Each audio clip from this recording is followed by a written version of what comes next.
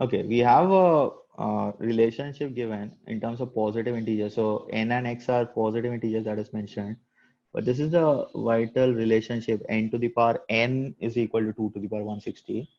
And then there's a requirement n square plus this what is the largest possible value of x. So we'll come to that. But in order to solve this question, we need to get the value of n first. So that is pretty obvious. So let's try to do that. So the first thing that I'm observing in this relationship, so we have n to the power n is equal to 2 to the power 160. So first thing I'm observing is that this right side is a power of 2. So whatever is n has to be a power of 2, right?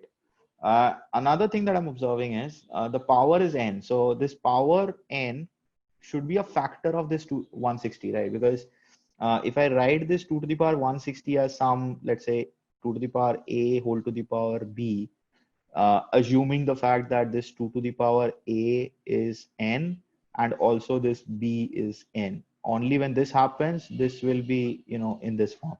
So this is our target. So in that case, this a into b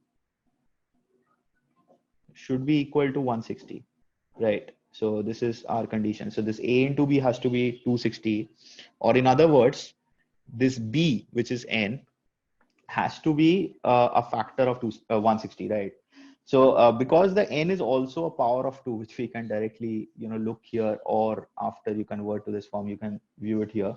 So because this n is a power of 2, so now we know that this power n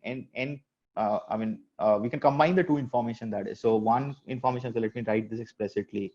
One is that n is a power of 2 and also a factor of 160. So this is what I'm trying to analyze on. So I look for the highest possible power of 2 in 160 and let me extract that. If that doesn't work, I'll go backwards. So I'll go one power less. So 160 is 16 into 10, which is 32 into 5. So let me try n equal to 32 first. So if I take n equal to 32, so this b is 32 in that case. So this comes out to be 32. And because this comes out to be 32, the a comes out to be 5, right? That is what we have. So this becomes something like 2 to the power 5 whole to the power 32, which is actually 2 to the power 160. So that is it. So n is 32. So that is obtained. So this is our n. Now let us look at the requirement. So we have to find or something like this, n square plus 2 to the power n. So n square is 32 square.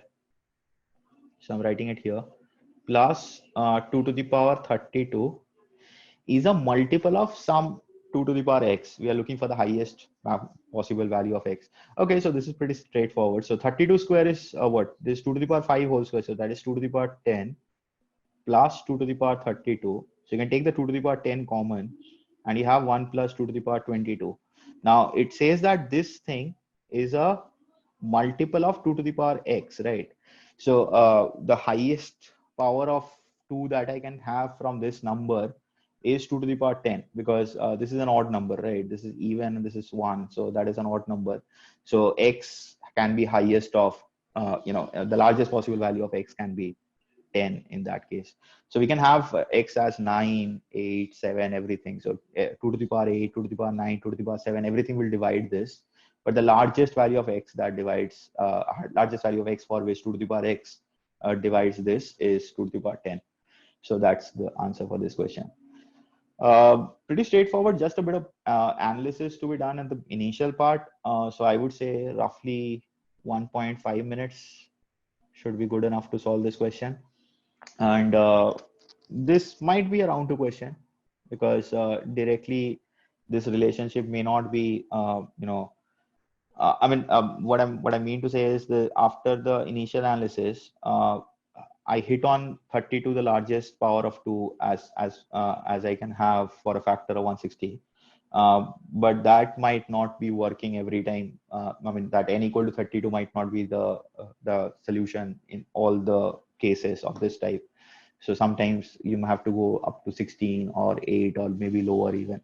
So in this case, this works out beautifully. So just saves a bit of time in that case. So that part I don't know before I've analyzed it and before I've tried it out, right? So hence I might not have done this question in the first round of scanning. I might have marked it for review. I know I can do question like these, but then I would have marked it for review and then moved along, come back later and solve this when I have time. So that's it for this question. Nothing more to discuss. Hope that was understood. Thank you.